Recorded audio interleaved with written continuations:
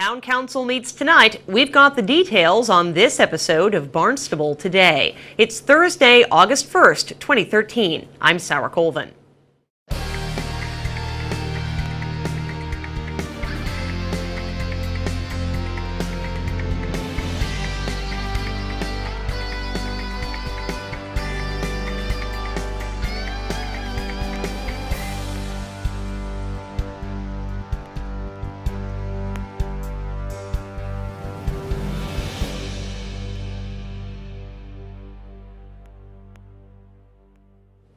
Before we get to Town Council, we want to let you know that the Barnstable Harbor Master is adding names to several mooring wait lists. Spaces are available on lists for East Bay, Prince Cove, North Bay, Catuit Bay Shores, and North Bay Channel. Names will be selected in a lottery. To apply, you must submit an individual town application form and pay a $5 non-refundable lottery application fee. Entries will be accepted from 8:30 a.m. Monday, August 5th to 4 o'clock p.m. on Friday, August 23rd. The drawing will be held at 11 o'clock in the morning on Tuesday, August 27th. Contact Marine and Environmental Affairs for further information.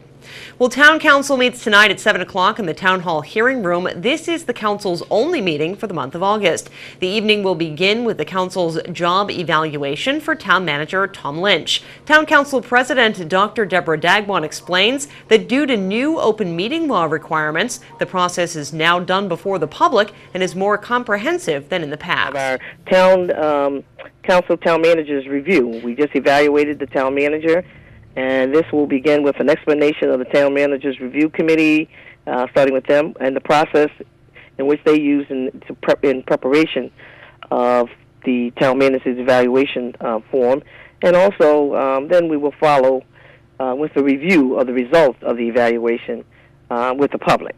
So this is the first time that it's going to be in a more open process based on the new open meeting laws. We need to do all of our review of the town manager in front of the public and allow them opportunities to respond. The public is invited to comment during the review process. One more workshop is scheduled before the orders of the day begin. Lindsay Council, chair of the Community Preservation Committee, will lead a workshop. And we also have the Community Preservation Committee. We have a workshop with them. The chairman, Lindsay Council, will bring his staff, and they will educate and update us on the application process and any new amendments or changes that the CPC committee has faced or incurred. This will be a much-needed and welcome workshop. Once that workshop concludes, Council will get down to business. For several months, officials have been dealing with a number of proposed problem property ordinances in an effort to reduce blight, noise, and other neighborhood issues across town. Several of the ordinances have passed and are now in place, but two remain. Those two are up for public hearing tonight. Council President Dagwan explains that the two remaining ordinances deal with rental properties and rental registration. And the amended section just has to do with that they removed one section of the ordinance and just kind of renumbered that one. And also item 043, amending the general ordinance, Article 1, Section 1 to 3, Chapter 170, rental registration. This one goes hand in hand with the rental property ordinance as well. So these have been on the agenda several times, but we were trying to move them forward. Council together. will also take up an item dealing with vacant and foreclosed properties. That measure, designed to increase safety and security for such properties, while at the same time reducing blight. And that's one that's been somewhat of a stickler too. We've been trying to really hone in on some of the issues around vacant and foreclosed properties, and how do we address those if they seem to present a problem in the community in terms of blight and how they look. An amendment associated with personal wireless communication also appears on the agenda. Under new business, Council will begin with a resolve establishing a gift account for senior services. This resolve will allow the Community Services Director to accept gifts of property and money for specific purposes, that is. These donations are designed to augment and provide additional services that the budget will not allow for.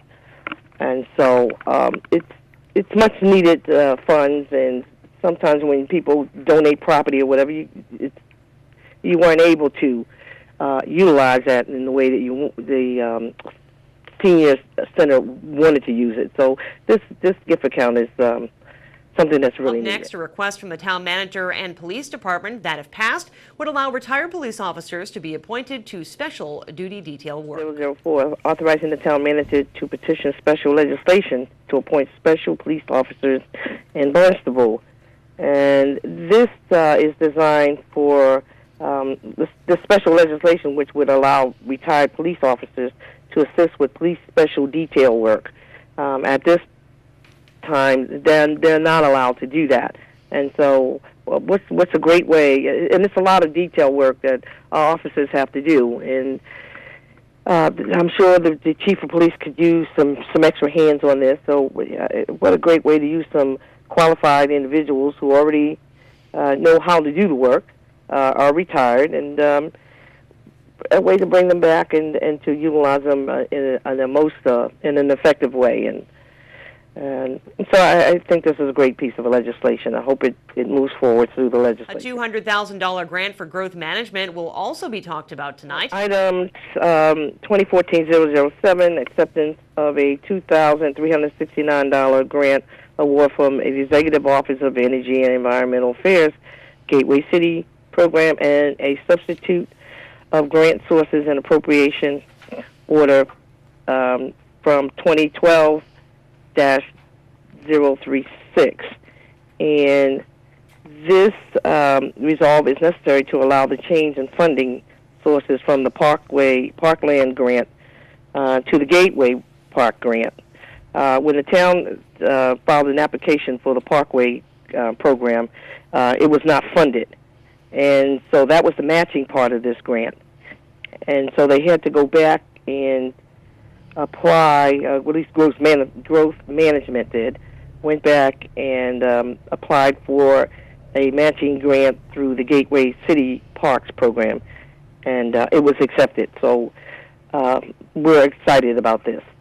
Anytime we can get some funds, but also when you get matching funds, it just makes the project much, it gets a lot more support. Next, the appropriation and transfer order for $25,000 in community preservation funds for a community housing project. This is a growth management department has secured additional funds for this project also. And they've gotten funds from the Cape Chamber of Commerce Regional Economic Development Organization in the amount of $7,000 and $15,000 from the Massachusetts Department of Housing Community Development to support this project, which is a combined amount of $32,000. So it's to support their planning to compete a project, and housing is a big issue in many of our towns here on the Cape, and affordable housing and workforce housing is important. So I like this project because it's looking at a couple things. It's kind of looking at job creation along with housing.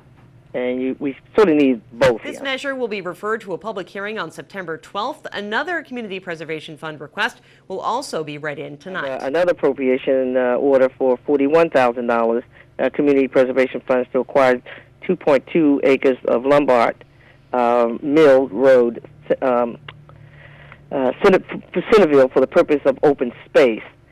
And that has to do with holding ownership of properties located in Zone 1 well areas, which is a priority, and that's something that we really need to do, too. We really need to secure the property around our wells, and there's a lot of land that we don't own around our wells, and so the more that we can acquire, the more that we can protect our wells on the Cape.